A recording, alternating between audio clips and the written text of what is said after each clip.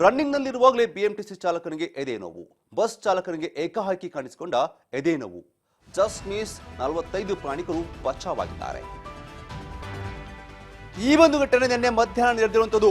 ಬಸ್ನ number KA51AJ6905 ನಂಬರ್ನ bus ಚಲಾಯಿಸಿದಂತಹ driver Veerendra ಈ ವೇಳೆ ಏಕಾಏಕಿ ಹಾರ್ಟ್ ಅಟ್ಯಾಕ್ ಆಗಿದೆ. ಆಕ್ಚುಲಿ ಹಾರ್ಟ್ ಅಟ್ಯಾಕ್ ಆಗಿರುವಂತದ್ದು.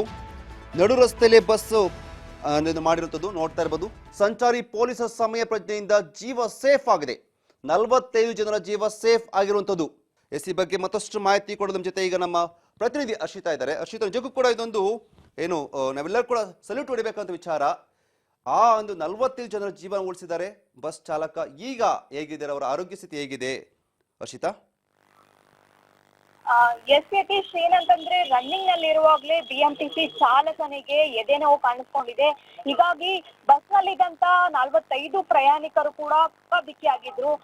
ಏನಾಗ್ಬಿಡುತ್ತೋ ಅಂತ ಹೇಳಿ ಗಾಬರಿ ಆಗಿದ್ರು. ಆದ್ರೆ ಟ್ರಾಫಿಕ್ ಪೊಲೀಸರ ಒಂದು ಅವರ ಮುನ್ನೆಚ್ಚರಿಕೆ ಕ್ರಮದಿಂದಾಗಿ ಆ ಒಂದು ಡ್ರೈವರ್ನನ್ನ ಬಚಾವ್ ಮಾಡಿದ್ದಾರೆ. ಸದ್ಯ ಯಾವುದೇ ರೀತಿಯಾಗಿ ಅನಾಹುತಗಳು ಸಂಭವಿಸಿಲ್ಲ.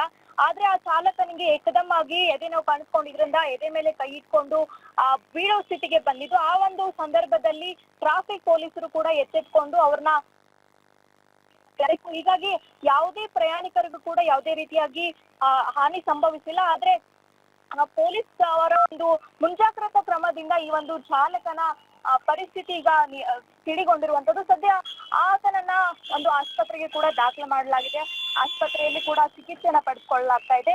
ಸದ್ಯ ಚಾಲಕನಿಗೆ ಯಾವುದೇ ರೀತಿಯಾಗಿ ಪ್ರಾಣಹಾನಿ ಸಂಭವಿಸಿಲ್ಲ ಅನ್ನುವಂತ ಮಾಹಿತಿ ಕೂಡ ತಿಳಿದು ಬರ್ತಾ ಇರುವಂತದ್ದು.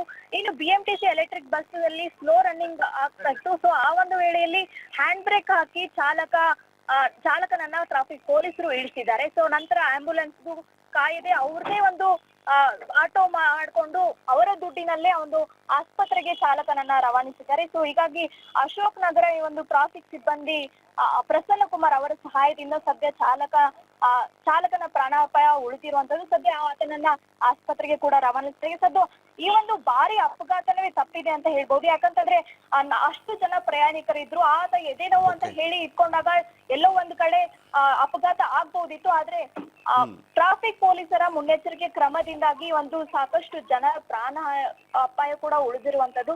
ಸದ್ಯ ಈ ಒಂದು ಟ್ರಾಫಿಕ್ ಪೊಲೀಸರಿಗೆ ಕೂಡ ನಮ್ಮ ಕಡೆಯಿಂದ ಒಂದು ಸಲ್ಯೂಟ್ ಅನ್ನ ತಿಳಿಸಲೇಬೇಕು Yatish. Okay, thank you so much ತಮ್ಮ ಮಾಹಿತಿಗಾಗಿ.